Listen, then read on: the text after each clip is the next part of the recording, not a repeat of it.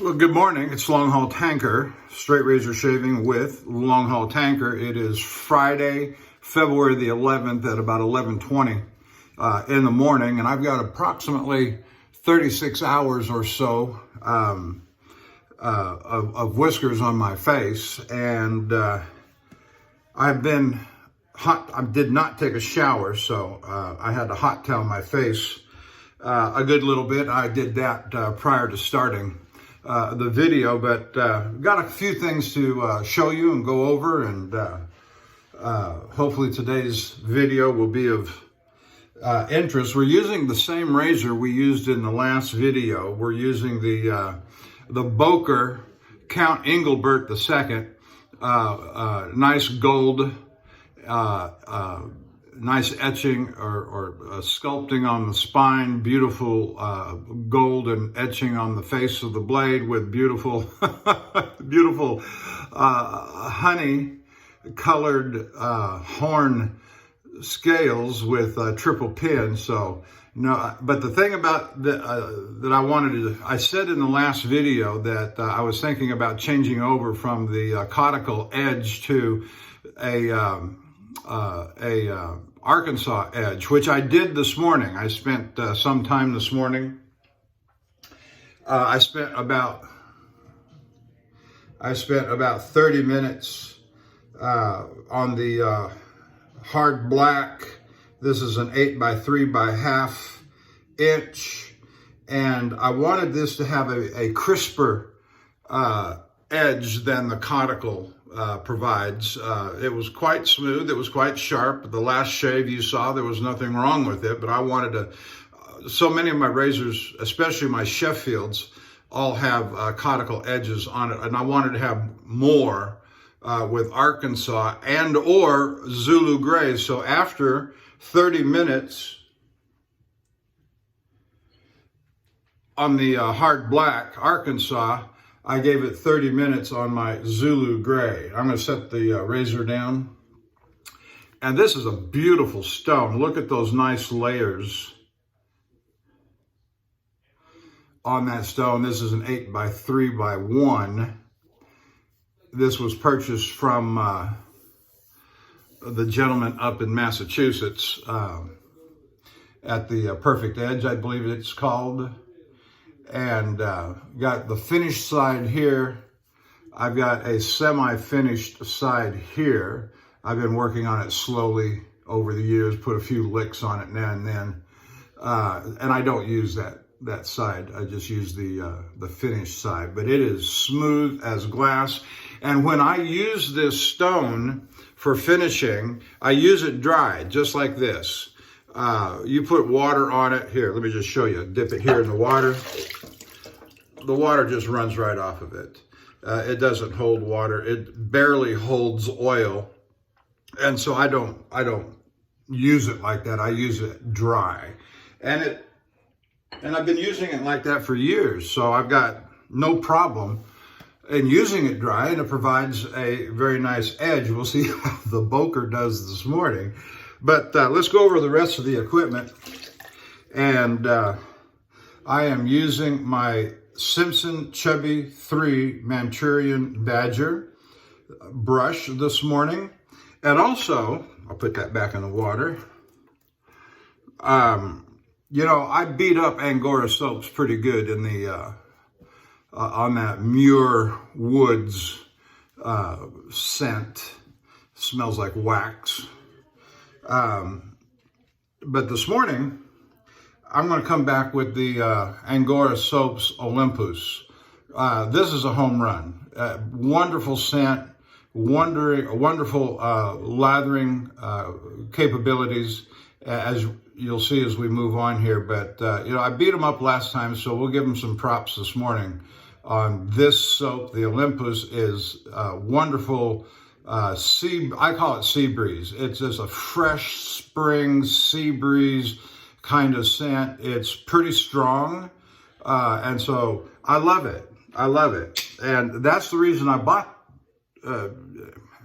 Anthony Esposito promoted it one time some months ago, and so I went over to their website and they say, buy 3 for, you know, they had some kind of little discount thing going on, I guess.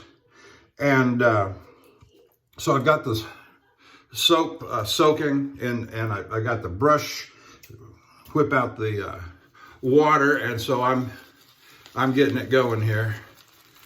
And I've used this soap, I think, 2 or 3 times before. I took it one time on a road trip, so I got a good workout there. And so we'll start with that much, and we'll wipe off the leavings. And the way I'm going to do the video this morning is I'm not going to do the head. I'm not going to record the head shave because it's just the same as the last head shave. Same razor. The only difference would be the soap. Using this Olympus from Angora Soaps, but no, let me just say it again. It's a lovely scent, and yeah, I could shave with that all day long. Love it, love it. So there's a home run for Angora Soaps, and you know, I have no commercial interest in any of this stuff. I just call it as I see it, and that last one was a monumental failure. This one is a monumental home run, so you know, you can't win them all. I guess you can't win them all. All right, we'll set that over there. Now, I should lather up, but I'm just going to wait for a second because I want to go over the rest of this stuff. I'm not going to record the head shave. I will come back after the head shave and show you the application of the refinements, I'll call them, the refinements. And so we're going to use the lavender Thayers. We're going to apply the Pinot Sweet Rum, and making its debut introduction into my routine is the Pinot Clubman cornstarch powder. And so we're looking forward to that, and we're going to apply it with this synthetic, very soft, it's an HIS Beauty Strokes. You know, this is one of my early brushes. I didn't know nothing about brushes. I'm not disappointed that I bought this. And I've got one other by HIS Beauty Strokes as well. I looked on their website just the other day, recently, within the last 3 or 4 days, and I can't find this particular model. They used to date them by, or they labeled them with dates like 1917 or 1919 or 1774 or something like that. And of course, all of the ink markings, you can see just barely some ink markings left there on the bottom that had the date or the label that they called it. But anyway, I think this is going to work as a nice powder applicator. And so I'm excited about that. And I've got a cup of, half a cup left of community breakfast blend coffee left, made on a Keurig, whatever the name of the machine is. My wife takes care of all that. Says, here, use these.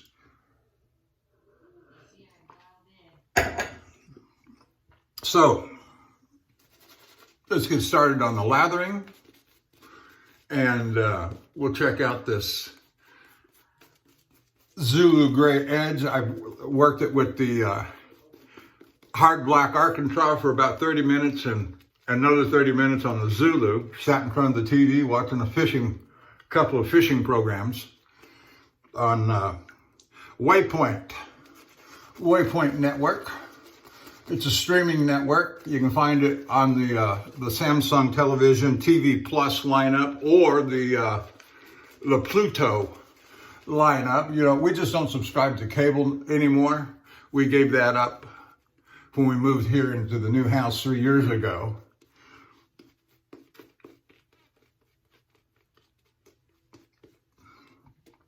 One day I'm going to take you on a tour of the house. I just love my house. You talk about a refuge for a truck driver, weary from the road. I love my house. And I keep telling my wife, nope, we're not ever moving. We're not ever selling. This is the dream house of a lifetime. And, you know, it's not a big house. It's about 2,000 square feet. It's got 3 bedrooms and a study, which you can turn into a bedroom if you added the doors. But it doesn't look right. In my mind, it wouldn't look right with doors. Yes, I know that somebody could make it look right, but no. We have need for office, a real office. My wife works from home. She got it all set up. I've got, yeah, you know, I've made hint before that I've got a master's degree, and I do.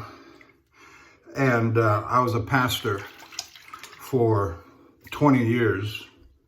I got a Master of Theology degree. And this is where pastors end when a nation goes to hell in a handbasket, in the cab of a truck. Break glass in case of emergency. And brother, we are in need of an emergency declaration. But hey, that's just me, you know. My sense of things as they are going on in the world. Go Canadian truckers. So,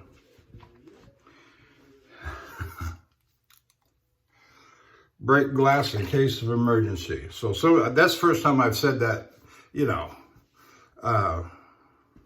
As soon as you tell somebody that you're a pastor or a former pastor, they say, oh, I'm sorry. Or oh, I didn't know. They get all tensed up. Yeah, well, maybe you should. Maybe you should. All right. Yep. All right, I'm just lifting that excess. You know, I do this all the time. I show you occasionally, but I lift off that extra lather and put it back up on top of the knot. I don't like lather creeping down onto the handle. But that's me, you know, that's one of my little peculiarities. All right, so I think I've introduced everything we're going to use this morning. And at the end of the shave, we'll cut and come back after the head shave and record the application of the refinements, as I say. All right, here we go. Arkansas Zulu Grey Edge.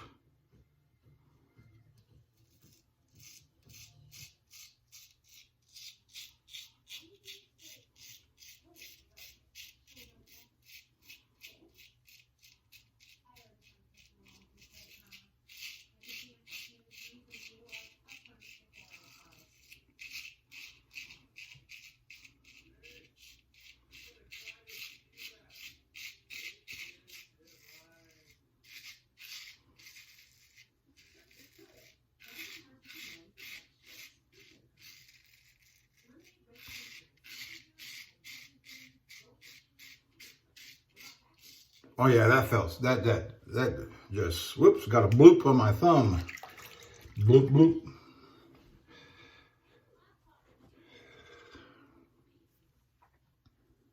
Yeah, this lather is cushiony and creamy.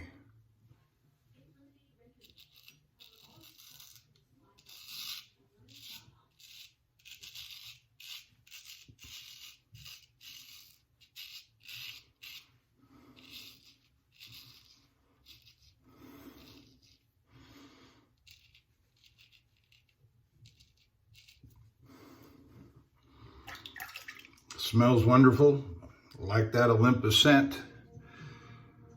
Very fresh, very springy, very sea breeze like.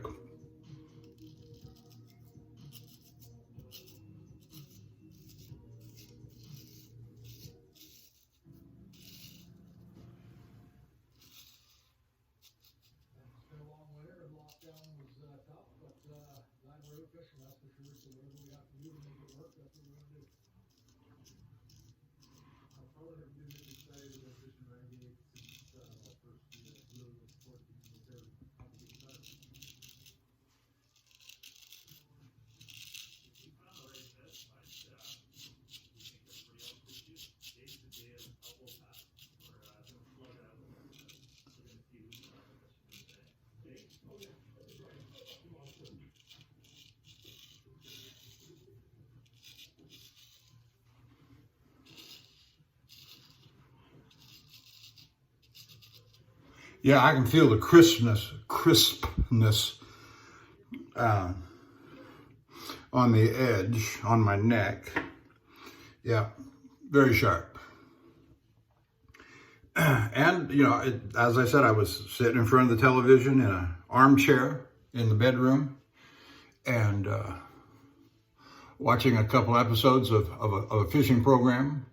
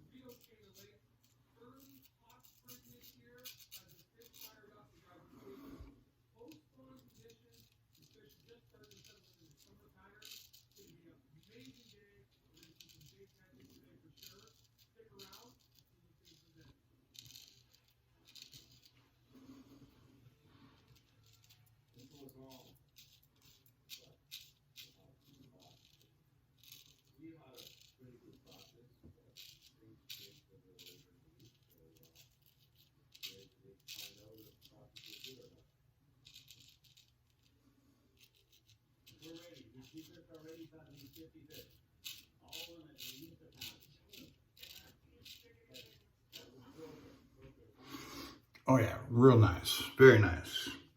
So I had my 2 doctor's appointments yesterday.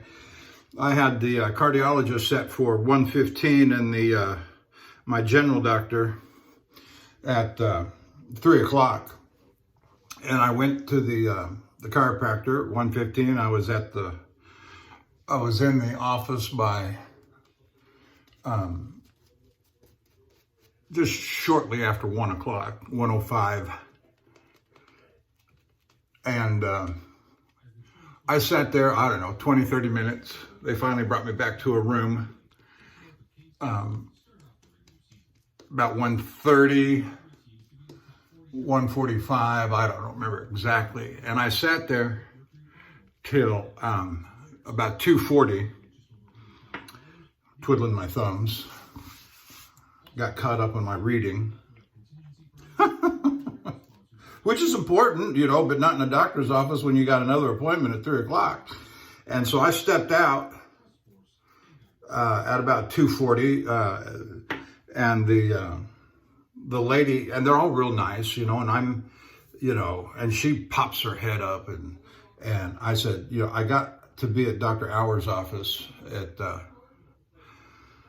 at 3 o'clock. I said, I just don't have much time. And well, you're next up. The doctor will be right in to see you. And so I sat there for about 5 more minutes, and I'm starting to burn.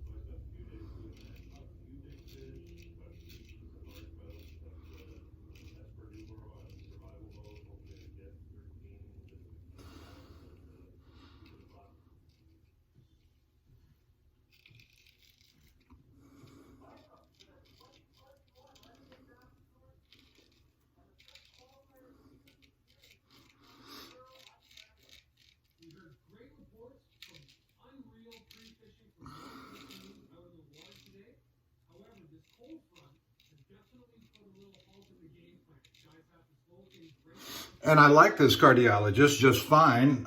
He's about my age. The first visit I had with him back in, a year ago, you know, we talked for over an hour, personal stuff. It was a great conversation.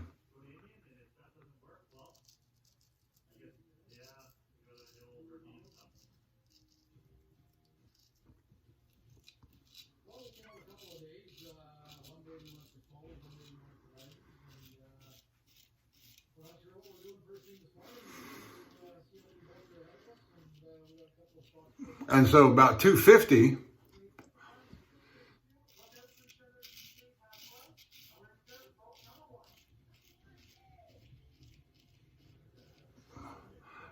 I opened the door to the exam room again, and no sign of the doctor, of course. And the same lady she had a desk right outside the door.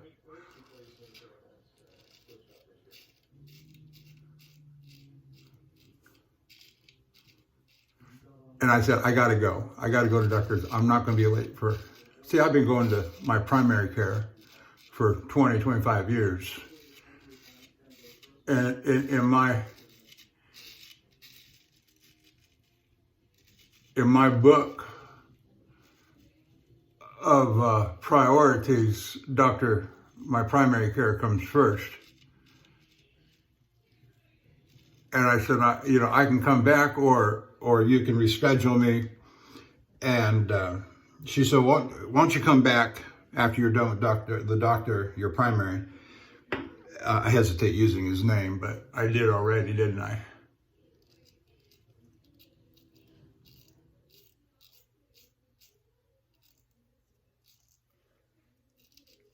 And so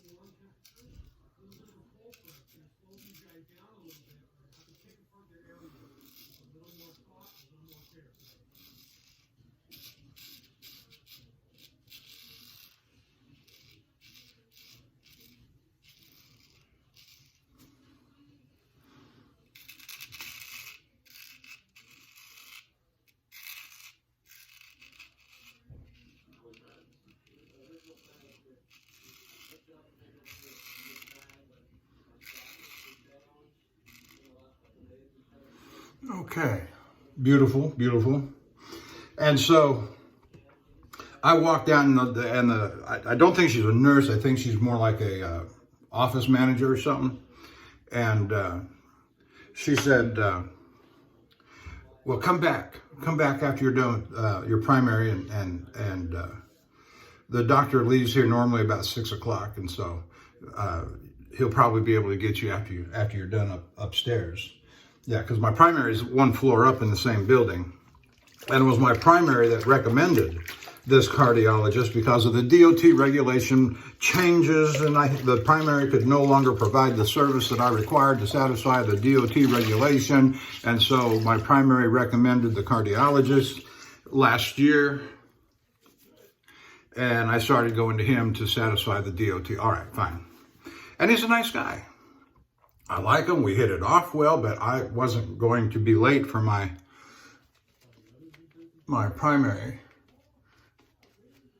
appointment. And so I got right there. I walked in the door about, 2:58.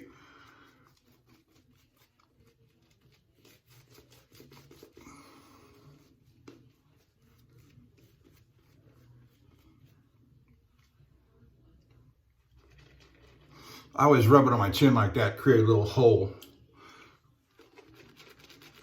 to dip it into the water and get some water back on the brush. And I'm pretty free about dipping my brush as needed.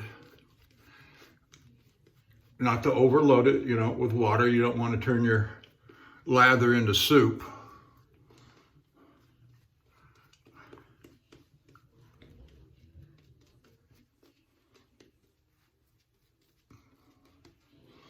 And so from 3 o'clock, I was in, they drew the blood.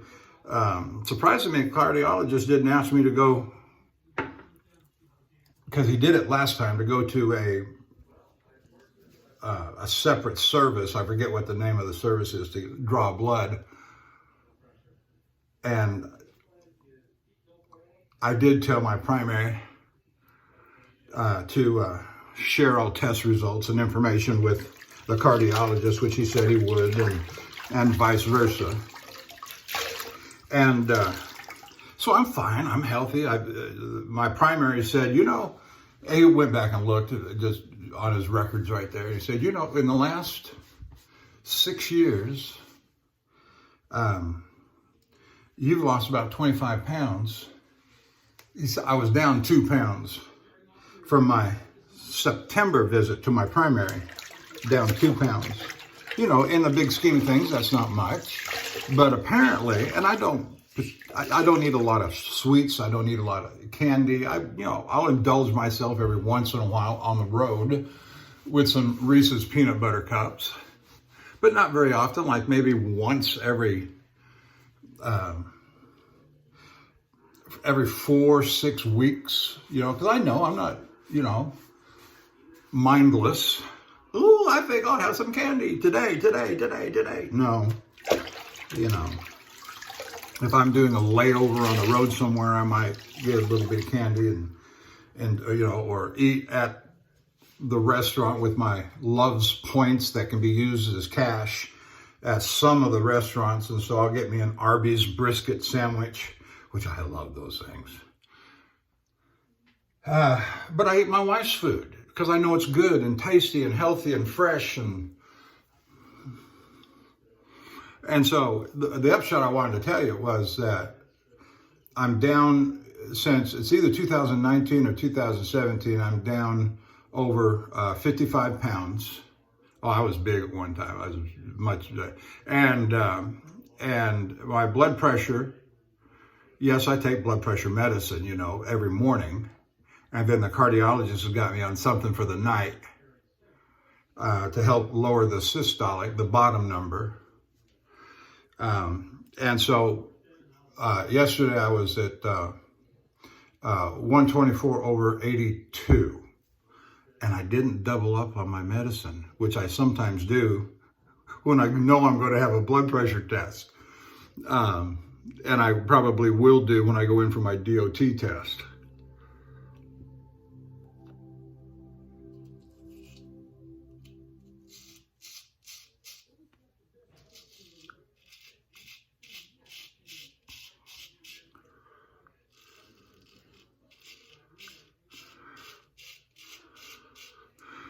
And so all that remains for me to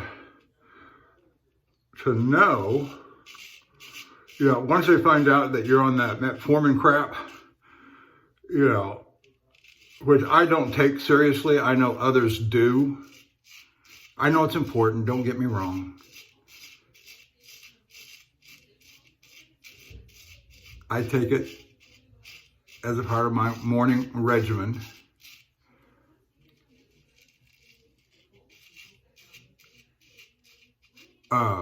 Back in September, my last number, A1C, was 6.3, and Doc says, he said, you're doing all right, just keep doing what you're doing. Anything below 6.5 is satisfactory on the A1C. And so, I welcome comments if what your experience is.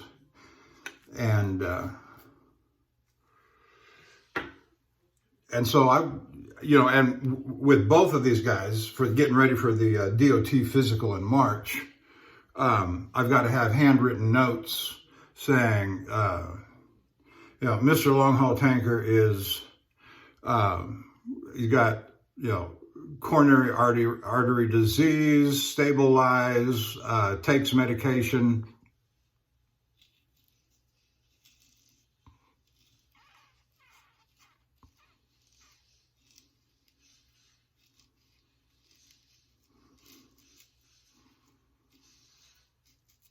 and is fit to drive a commercial motor vehicle.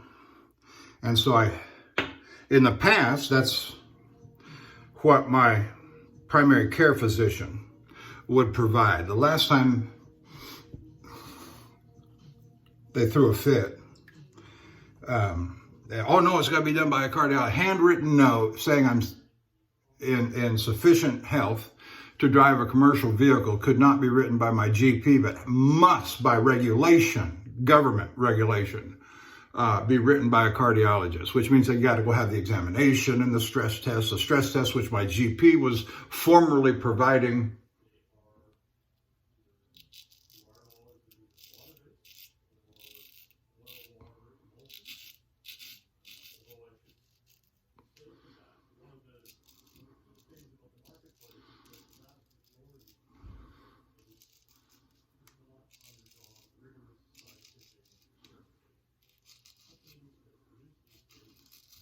Who was it that said, I'm from the government and I'm here to help? Yeah. No, I know who it was.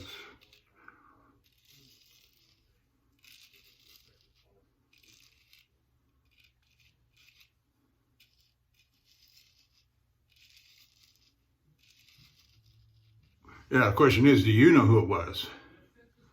Well, did I get myself? I think I did. Daggum. Didn't even feel it.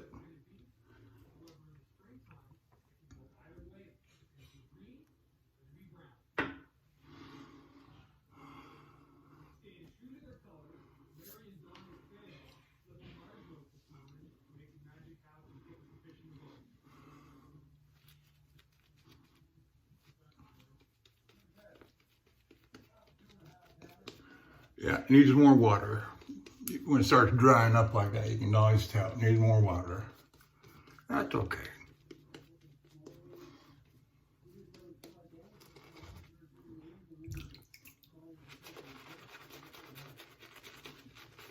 I'm gonna put some more, get some hot water going there.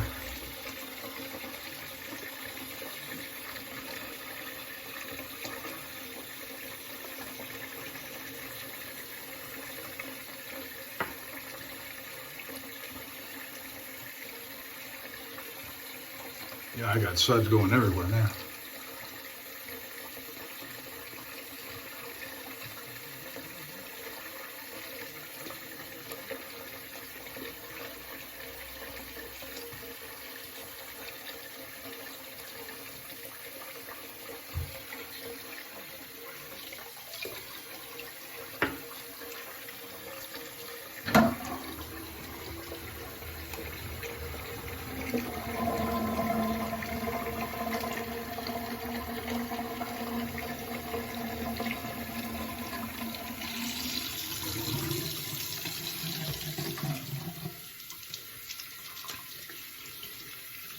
So I came back down to the cardiologist's office after the primary. Got there about 4:45, and he came right in, and he apologized for not being available. Sorry to put me to inconvenience. I said, no problem, Doc, as long as I get to see you, and you're not offended by my having left. He said, oh, no, I understand completely. And he did apologize, and I accept his explanation just fine. He's a cardiologist, for crying out loud. He said he had 2 emergency treatments in emergency at the hospital, which is a separate building, but it's connected by a walkway, and so it's right there on the same campus where the professionals building is that I go to. And like I said, I've been going to the primary for 20, 25 years, and he's way over on the west side of Houston.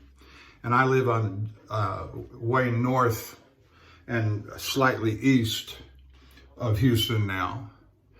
And so the cardiologist, he looks at the record, he said, you came from Spring? And I said, yes, I live in Spring, have for the last 3 years now. And he almost hugged me. Thank you for coming. I said, no problem, Doc. I said, my primary is, on the third floor just above you. You know Dr. Hour.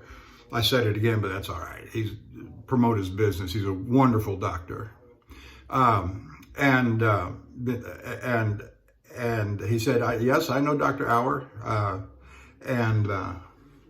I said, well, he's the one that recommended you to me to come. And so I've been going to Dr. Hour for 25 years. And the fact that you're in the same building is a big plus. So I come see him, come see you, one shot deal, and I'm done.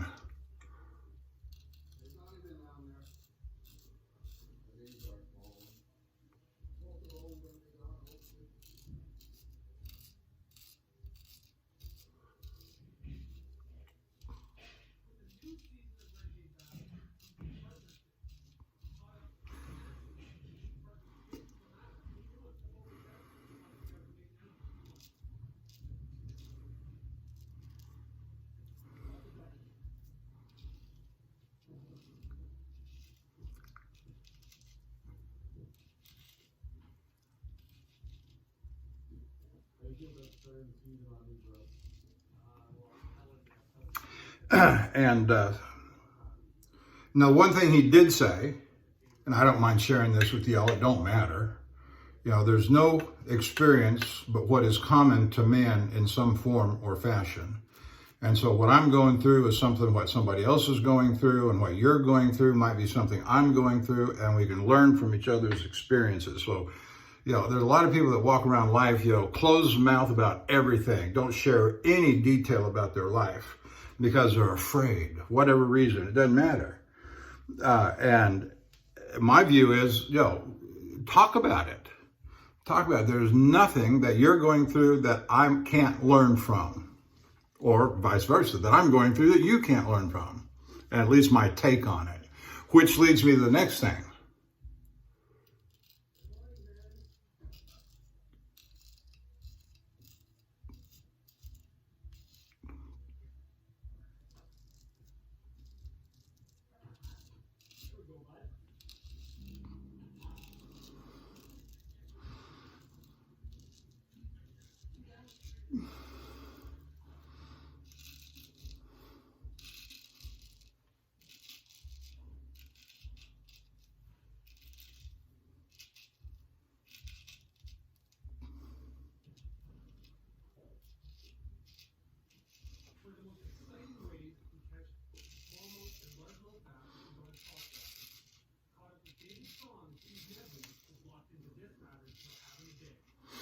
So the reason I went to this cardiologist, again, was because the primary was no longer providing and could not provide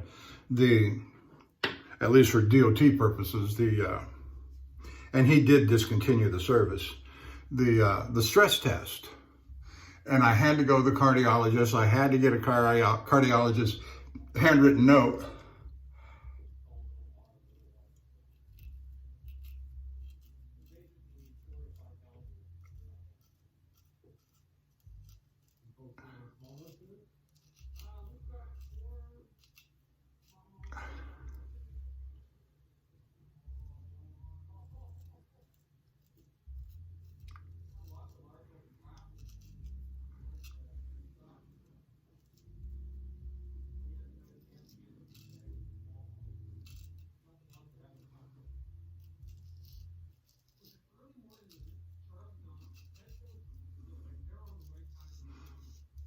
And so when I did the stress test last February with this new cardiologist, he put me on that new medication for the systolic that I take at night.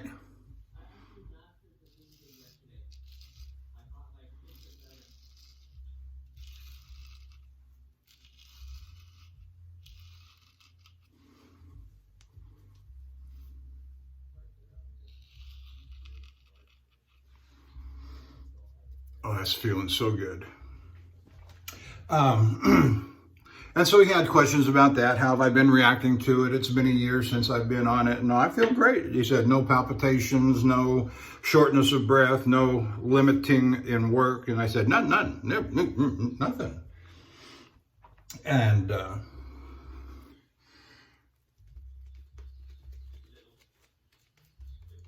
the one thing he said that he wanted, and that's fine, I'm happy to oblige him. He wants to do a follow-up stress test before it's required. In other words, after I said, if you want to do another stress test, let's do it after the DOT physical in March. They only require one every 2 years. I had one last year. I can use our company is using a new Concentra. For those of you that have to get medical cards, for those of you that have to get physicals for your workplace, they will often send you to a workplace occupational medicine. That's it. That's the word I'm looking for. Random drug tests are often sent to these kinds of occupational medicine places, which I'm subject to from time to time. I haven't had one in quite some time,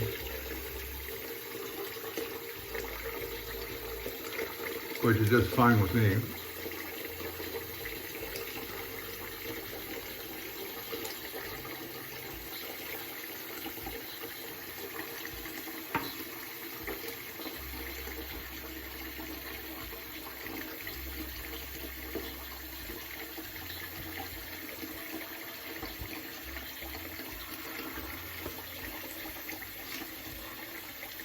And so I'm happy to oblige him to do a follow-up stress test in March or April after my DOT physical. Don't mind doing that at all. And it sets me up for next year's DOT physical, where I do have to have a new, and doing one in April of this year will carry me for the next 2 years, and that's fine.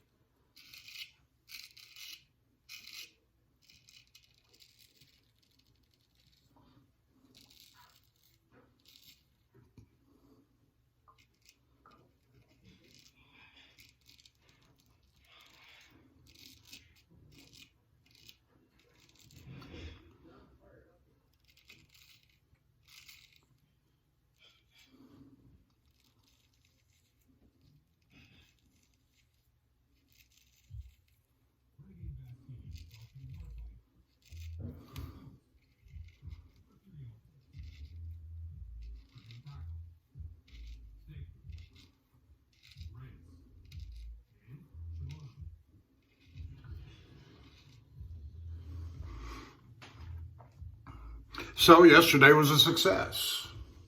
And the only thing that remains to find out is what that A1C number is from the blood test that my primary performed yesterday. But if the last several are any indicators, and my eating habits haven't changed of any significance, I realize the body changes and you get older, and even though your habits haven't changed, your body has, because you're just getting older. And anyway.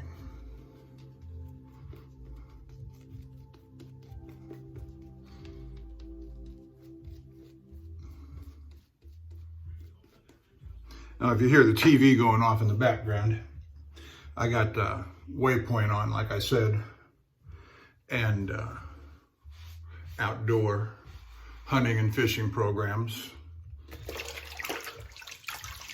which, you know, in my younger days, I haven't done a lot of hunting. I grew up in Oregon. Young high school, young 20s, high school, Boy Scouts, camping, backpacking, you know, growing up in within, you know, short driving distance of Mount Hood and Mount Hood National Forest, St. Helens, Mount St. Helens, Spirit Lake. That's where I grew up, and love the outdoors. Did a little bit of hunting,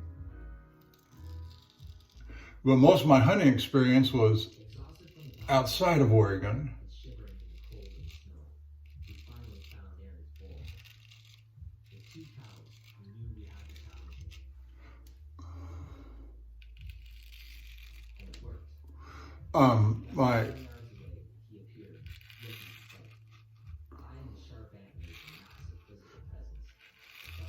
In the early 80s, I went to York College in York, Nebraska. And did a lot of duck and pheasant hunting out there in those prairie lands and farmlands. And then in Arkansas, as I said, I was a pastor for 20 years and worked in different churches in different states. And so in Arkansas, I did a lot of squirrel hunting. Didn't do any deer hunting.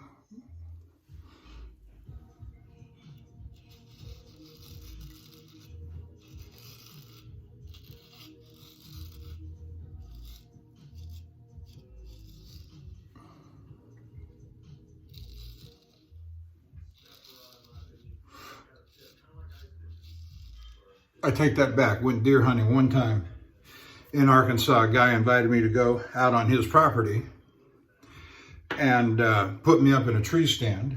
It was cold. Anyway, that was fine. And didn't shoot a deer, but I did have a very interesting experience where a doe came right to the bottom of the stand and just stood there. You know, and I understand it's a deer's habit not generally to look up.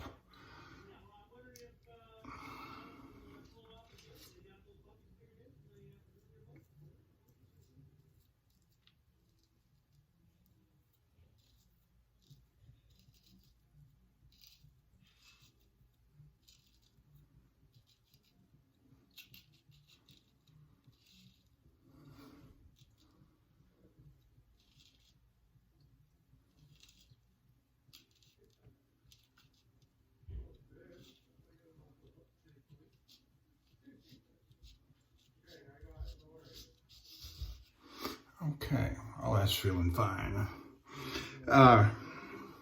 So that was my first hunting experience, and then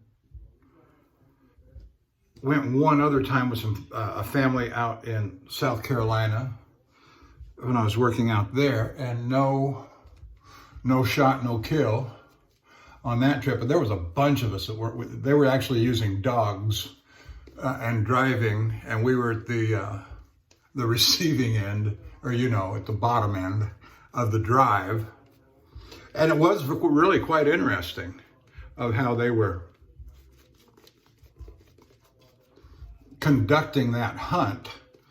And they had the drivers with the dogs, and then we were on the other end waiting for the deer to rush through. And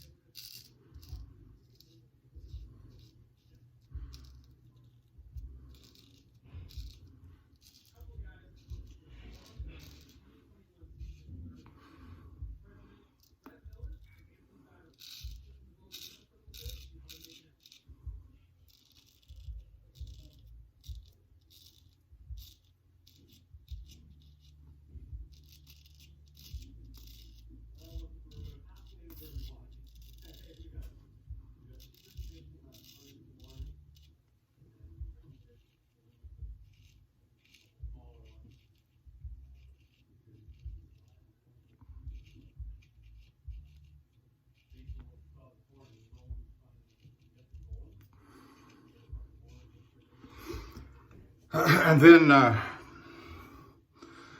it wasn't until about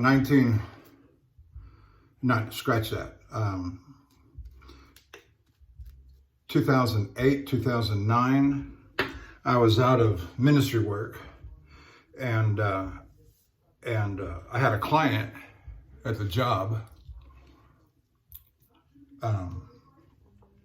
who had land in Alabama, and he came and said, wife and I are going to Alabama this weekend, do some hunting, you want to come? And so I talked to my wife, and we said yes, and got up into a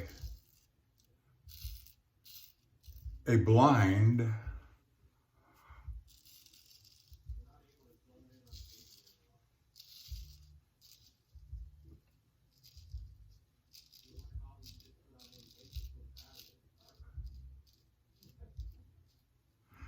and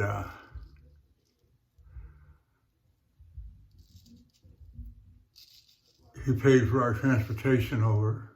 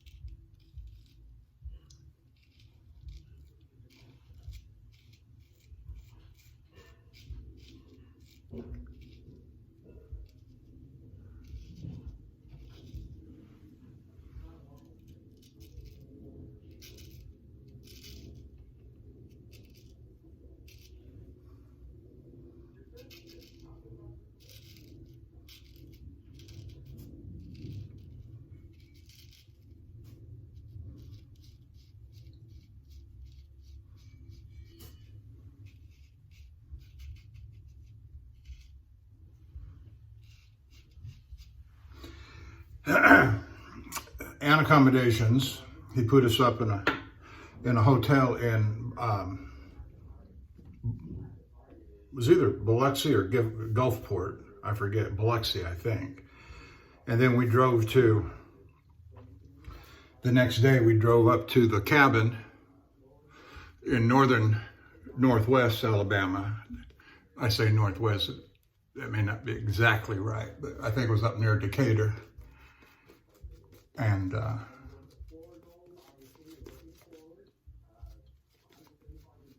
somewhere up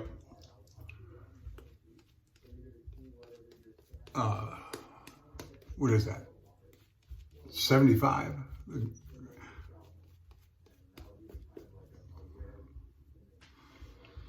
Runs north of Birmingham. No, it wasn't that far over. Anyway. And so I ended up shooting a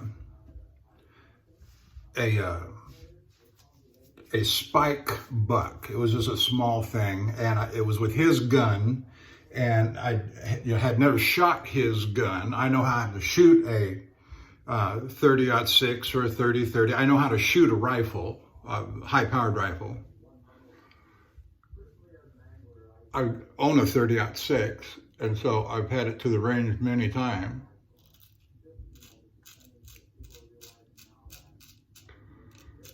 I had it nice and steady, and he was within 100 yards, easy.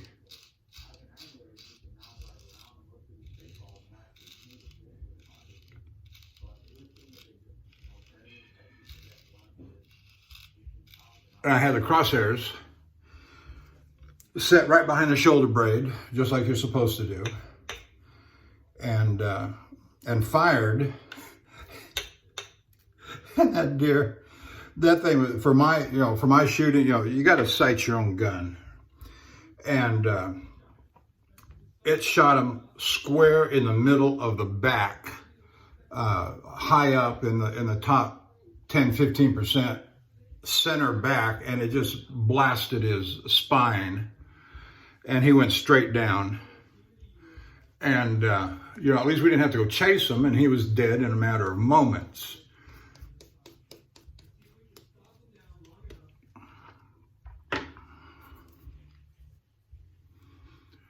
But that's the first and only time I've ever shot a deer. And now that I'm getting older,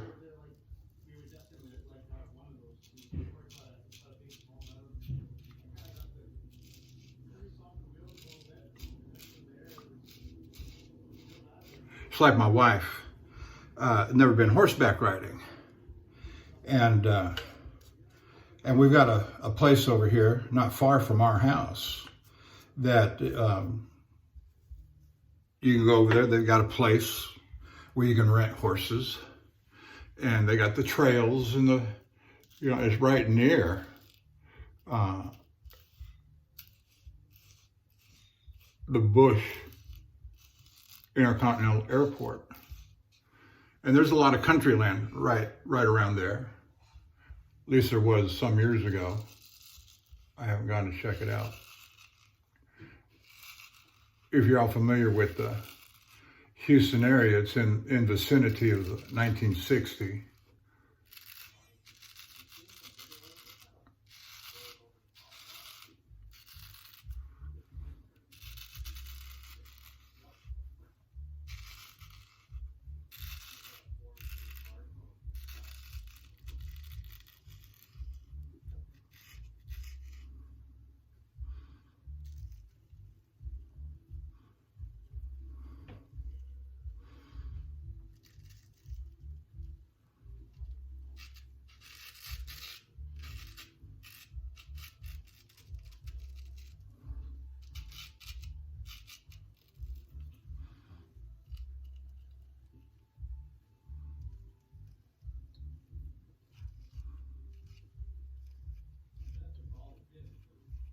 That little upstroke I did there, a little bit of a cheating stroke. Not a true against the grain, but it is against the grain, but out of sequence, and so I'm cheating.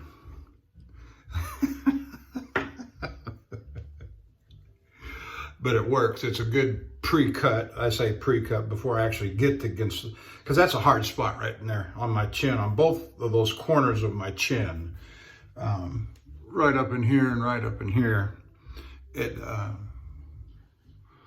All right. We're at 58 minutes, and I know I've been doing a lot of talking because I'm so inclined today. Whoops. Well, there went a big blob right down into the water. So we're getting ready for the against the grain here.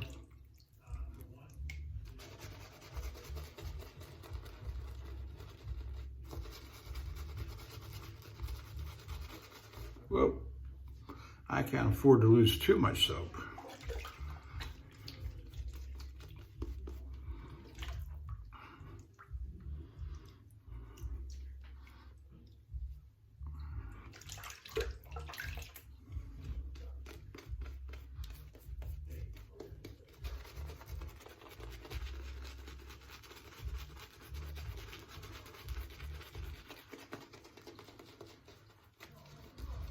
I like giving these new brushes a good workout. If the bristles are going to fall out, they're going to fall out. Let's get rid of them early and work with what you got left.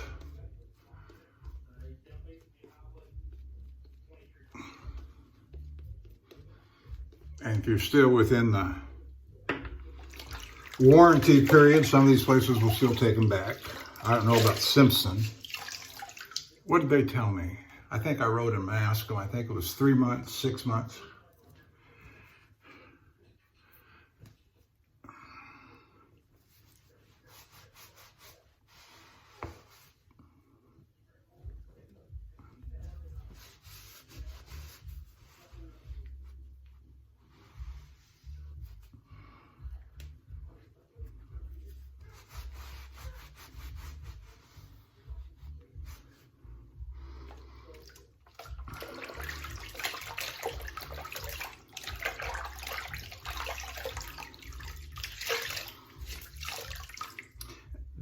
I don't know if I finished the punchline on my wife and going horseback riding. And so I said, let's go horseback riding.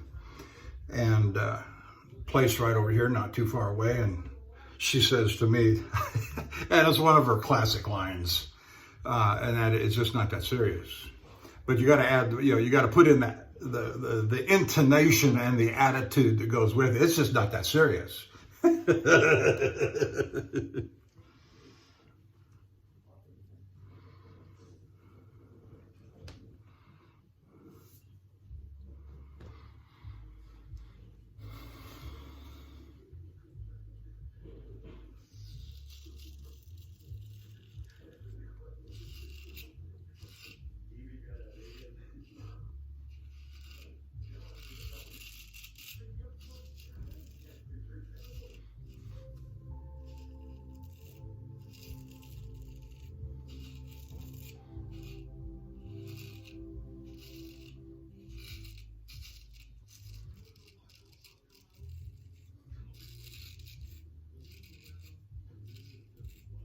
But my wife and I, we enjoy fishing much more than the hunting thing. One thing I might like to do before, bucket list kind of thing is go hog hunting. In Texas, they're regarded as a nuisance species. There's no bag limit. There's no season. You can kill them anytime you want to.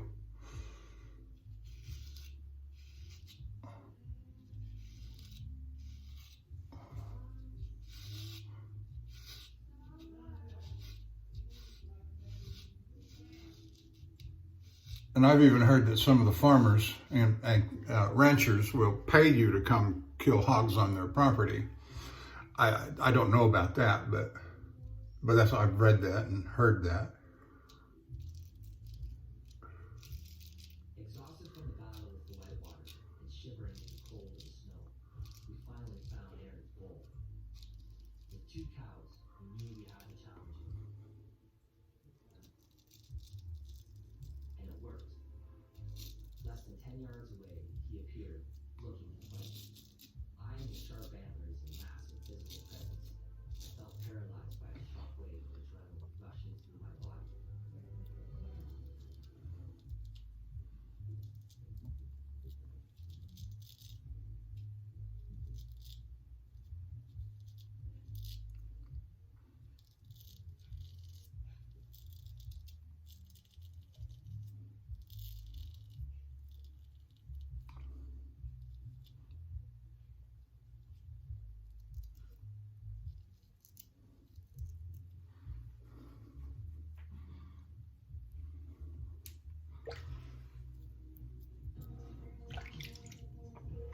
Finally, after 3.5 years, my doctor took note of the little goober on the side of my face right there. I say 3.5 years, that's how long it's been healing. Some kind of bump came up there, and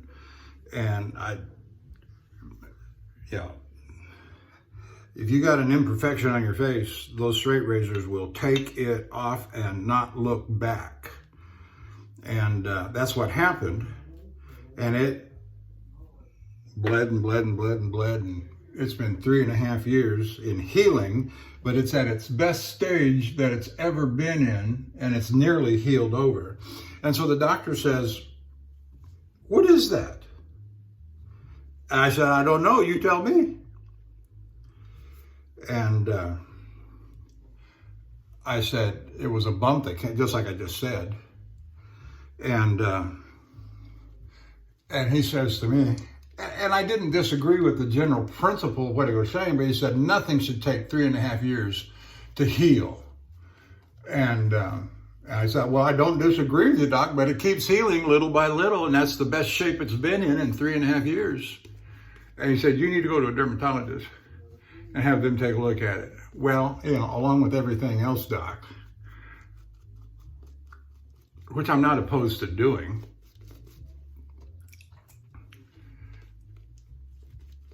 But if it's healing, now what he said, you might have skin cancer. That's what he says. Well, it doesn't hurt.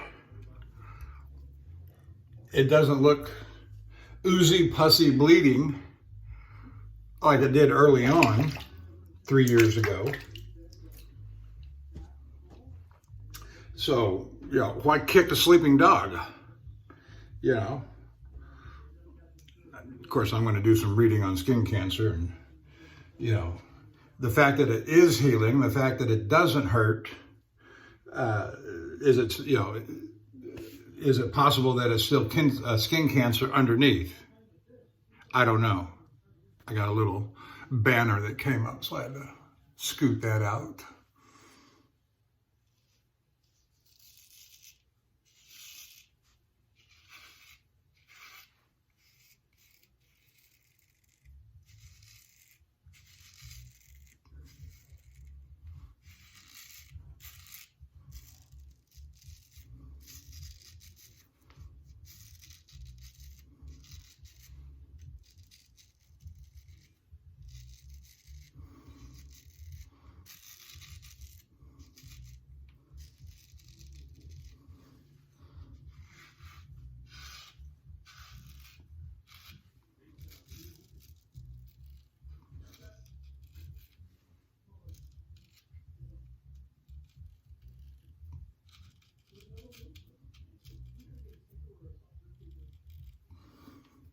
Let me just say that Arkansas Zulu Grey edge is working marvelously.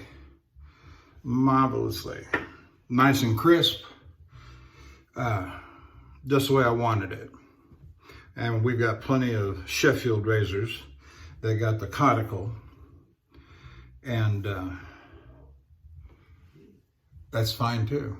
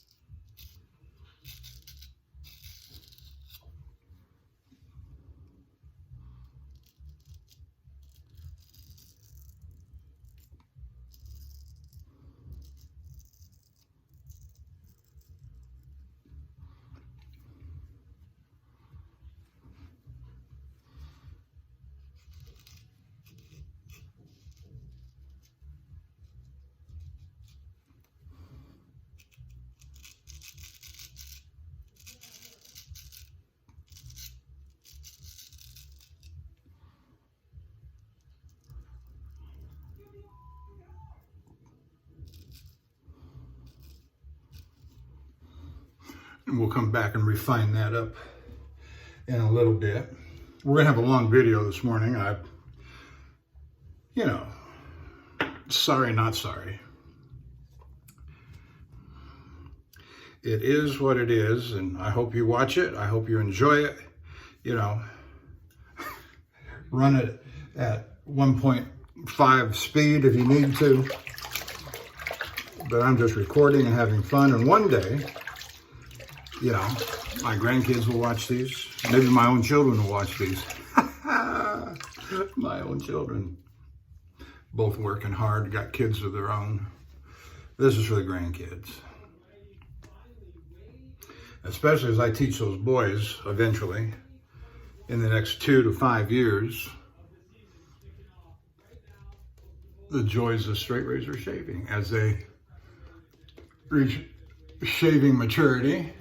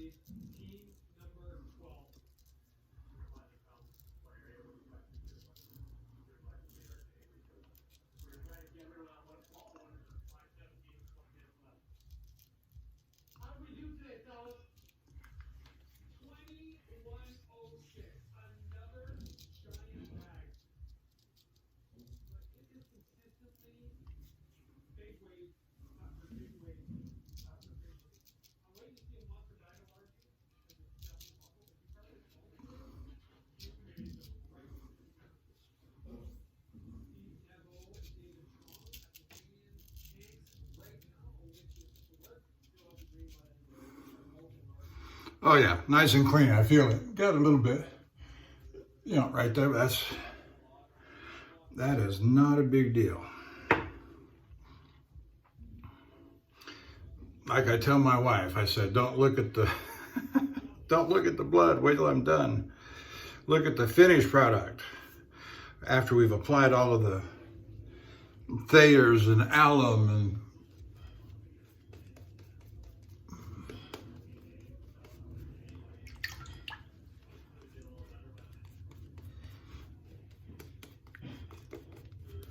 let me just say again that this, even the one I used in the last video, the Angora soap does lather extremely well.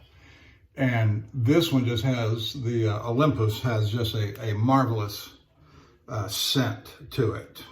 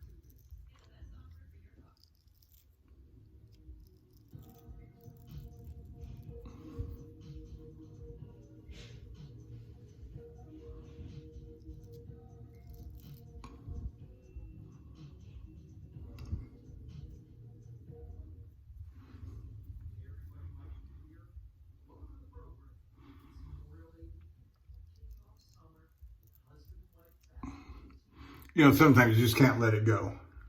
Can't let it go. You feel a little imperfection there and you got, oh, no, I can get that. When the smarter part of wisdom might be, let it go. Let it go. Good enough.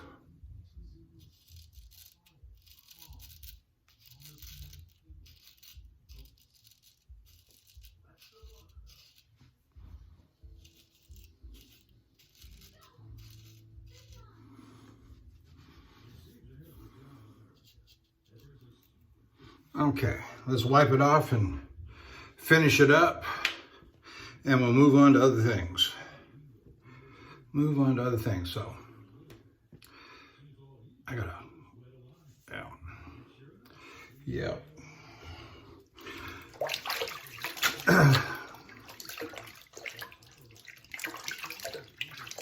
Yeah, I got all the doctor stuff done, you know, so I got the Boker refinished, which I wanted to do.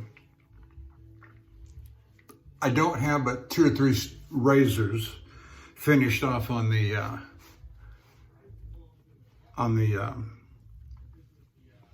Zulu Grey. You know, and I kind of use the Zulu Grey as a finisher on top of the Arkansas.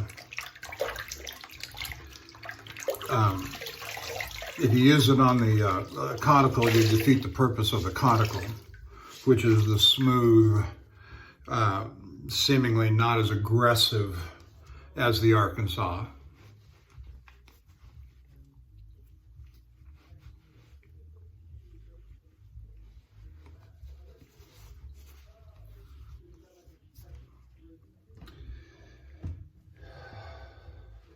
And I've said before, and I'll stand by it, and that is that the Zulu polishes almost as good as my 30,000, Shapton Glass 30,000.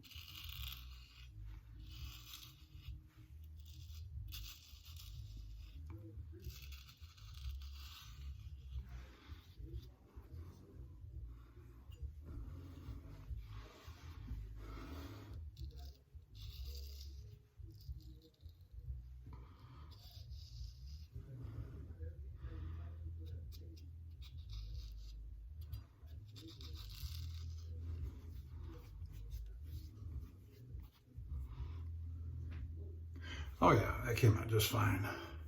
We did get a little blood on that, but you can see right there, right in the corner, that I got good flesh all around it, except for that little spot where the corner of the blade caught it. Don't mean to show you all my imperfections, but hey, it's just part of it. Just part of it.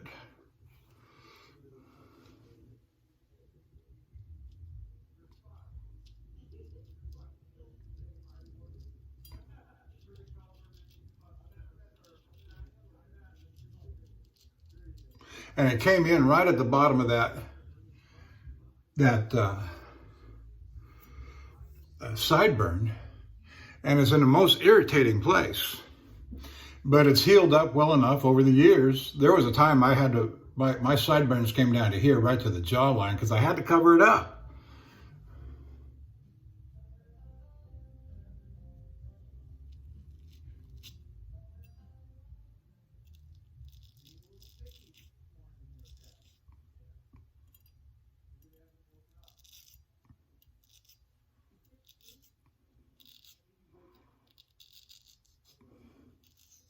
And not just because it was ugly, but it was painful, you know, so leave that alone.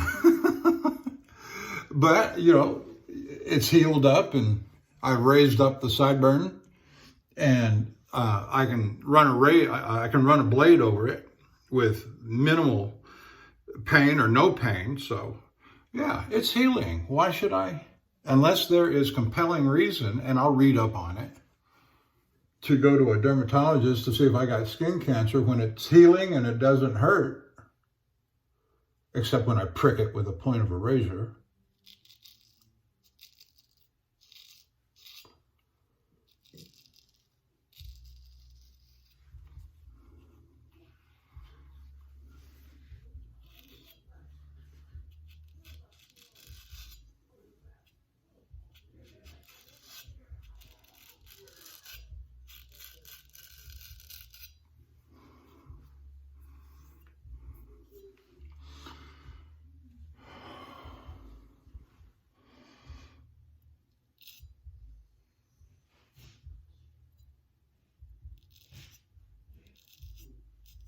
Okay, I think that got it. That got it. It all looks good.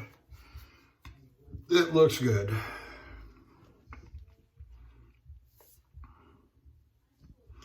So we're gonna go ahead and do the head shave off camera. We're gonna come back. We're gonna come back with the application of the refinements. I like that. You like that phrase? I just made it up. Application of the refinements. Okay, we'll be back in a little while. Thank you for watching, and I'm going to add that segment to this segment, so it'll be one long. I'm at 1 hour and 24 minutes. Buckle up, Buttercup. The Longhaultanker. So we're back for the application of the refinements. Before I get to that, I just want to say, if you're watching me on YouTube, I want to say thank you. If you're watching me on the Shaving Cadre, thank you again. And if you're not a member of the Shaving Cadre, theshavingcadre.com, go over there, take a look at them. I think you'll find them as enjoyable as I did and joined, and hope you join and have as much fulfillment from them as I do. I want to go over to the equipment that I used again today and will be using in this segment. But for the primary shave this morning on the face, we used the Boker. I got to tighten that baby up. Count Engelbert II. Got nice gold wash all over it. It's got some nice etchings on the face of the blade. It's got some nice sculpting on the spine, beautiful gold. It's got honey colored scales with triple pin, and just a wonderful, and I resharpened it this morning away from the conical onto a black Arkansas, hard black, and finished it off then on the Zulu Grey, as I mentioned before. And for the head shave that you didn't see, but here it is, there's the effects of it. We use the Gold Dollar 2017 Shave Club. And while I had the Zulu Grey out, I gave this a few licks on it, and just wonderful, just wonderful. This, when I come home from a run sometimes, a load, I'll just sit in front of the TV and I'll grab this razor or Gold Dollar or the Union razors that I have, and I'll just sit there and grab the, no fuss, no muss, grab the gold, grab the Zulu Grey, no oil, no water, dry stone, and just hone, It's good practice. It's something in my hands to pass the time while I'm watching TV. For the brush, we use the Simpson Chubby 3, and I'm going to go ahead and drop that in the water and let it soak to rinse out, and get all that lather out. Okay, and let me say this about the soap that we used today. If you saw the last video, you saw where I beat up Angora soaps harshly. And I say harshly, firmly, sternly. That Muir Woods is, smells like wax. If that's supposed to smell like the redwoods in California, if that's supposed to smell like the spruce of the Northwest in Oregon where I grew up, it don't cut it. And so it just smells like wax. But this Olympus is magnificent. Now the Muir Woods lathered up fine. It is a good lathering shave soap. It's just, anyway, but this one is fantastic. It's got a beautiful, what I call outdoorsy ocean breeze kind of scent to it. It's refreshing, and I loved using this. So you guys at Angora Soaps, you know, home run on Olympus. All right. Now, the remainder of this segment is dedicated to our fearless leader, Barber Dave. Dedicated to him because we are going to apply talc for the first time. Let me get to this. Thayers Lavender, and I do like this stuff very much. I use it in the place of an alum block, as I would ordinarily use on the road after every shave. Osma alum block. And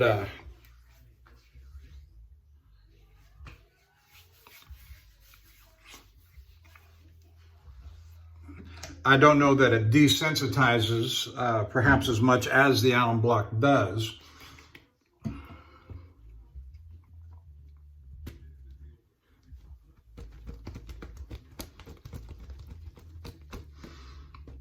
And we're going to apply sweet rum, Clubman Panade, sweet rum reserve for our aftershave. Couple of shots there. Let's see how much it stings. Oh yeah, it's got a good sting. And I was watching somebody, I don't remember who it was that said it, but yeah, some guys say, no sting whatsoever. Well, you know, great.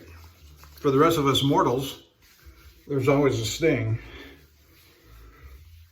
And so a good sting is a good thing. Okay, so there's that. So we got the aftershave, we got the Thayers, and so let me go over here now. We're going to use the HIS, that's a 24 millimeter, it's got a tall loft on it. It's very, very soft and even almost floppy. I've elected to use this as my first powder brush rather than this would I had originally thought I might use this, but you know, this is a $25, $30 brush versus a $300 brush. And before I put powder into the $300 brush, VP Leon Hardy 30 millimeter, got a tall loft on it. You know, God bless those folks, but as a shaving brush, it's very floppy, it just almost has no backbone to it. And so, but I love it. It's my first, call me stupid, but this was my first expensive high-end brush. It's also one that I had troubles with, where two of them just shed like crazy. I had to go to Germany to the manufacturer to get a replacement. They honored it and sent me a new one. I took the handle from the old one and put in a replacement knot, but you've seen that story already. So rather than put powder into a $300 brush, I'm going to go with a $25, $30 brush, and which is also quite floppy in the application of the powder. So what I'm going to do, I've already removed the inside seal. This stuff came in last night, by the way. I ordered 3 big ones. I'm just going to apply it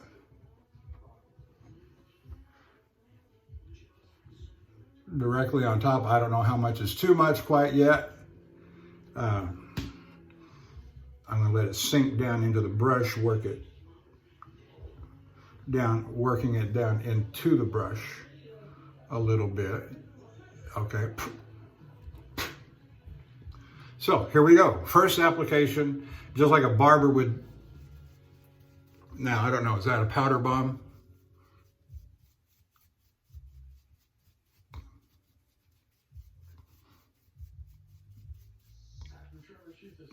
It's got a nice scent to it. I would liken it to akin to the Panad Clubman Aftershave barbershop scent.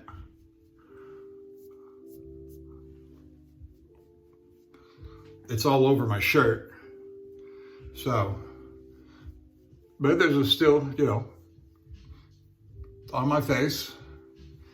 It hadn't turned my face all white, ghostly. So I'm okay with that. I don't know if I'm okay with all that on my shirt, but it's all right. And this is something, obviously, that I can only do at home. I can't do it on the road. And, oh, I guess I could, but it's just one more step. You know, it's another 2-minute exercise when you're trying to hurry up and get done at the end of a shave and get out of the shower room. But at home, yeah, I can do this at home. You know, look what I got forward. Look what I have to look forward to when I retire. Powdering after every shave. 10 years from now.